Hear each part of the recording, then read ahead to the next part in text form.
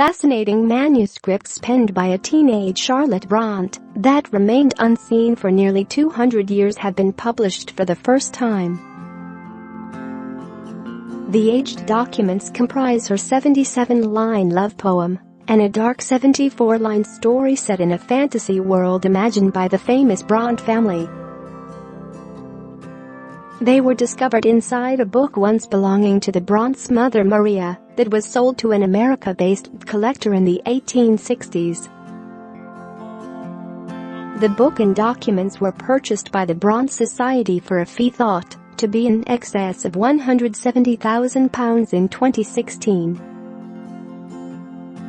Scroll down for video. Bronte scholars have now taken transcripts and images of the pages and published them within a new release called Charlotte Bronte, The Lost Manuscripts.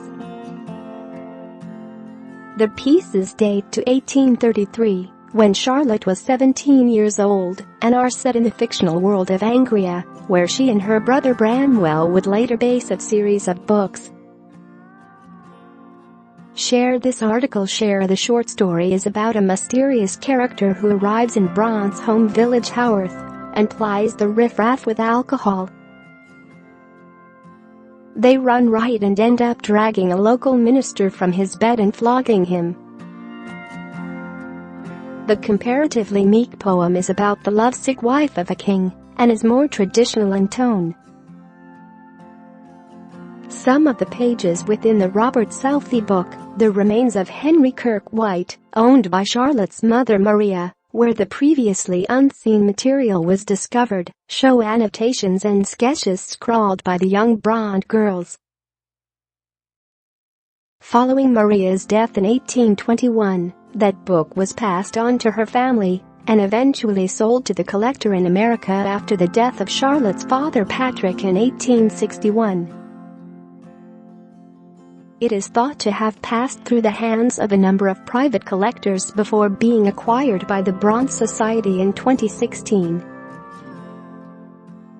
Anne Dinsdale, curator of the Bronte Parsonage Museum, said, "These documents are incredibly significant, being among the earliest of Charlotte Bronte's writings. They both relate to the fantasy world of Angria that Charlotte created. The story is very dark and quite a surprising piece to have been written by a young girl in Victorian England. The love poem is more conventional, but quite an accomplished piece for a teenage girl. We're incredibly excited to publish the documents within a new book. As well as transcripts and images of the documents, the book contains essays by leading Bronte scholars about the significance of the find. The original documents are at the Bronte Parsonage Museum in Keighley, West Yorkshire, having recently undergone a restoration. Charlotte Bronte, The Lost Manuscripts can be bought from the Bronte Society online bookshop for £20.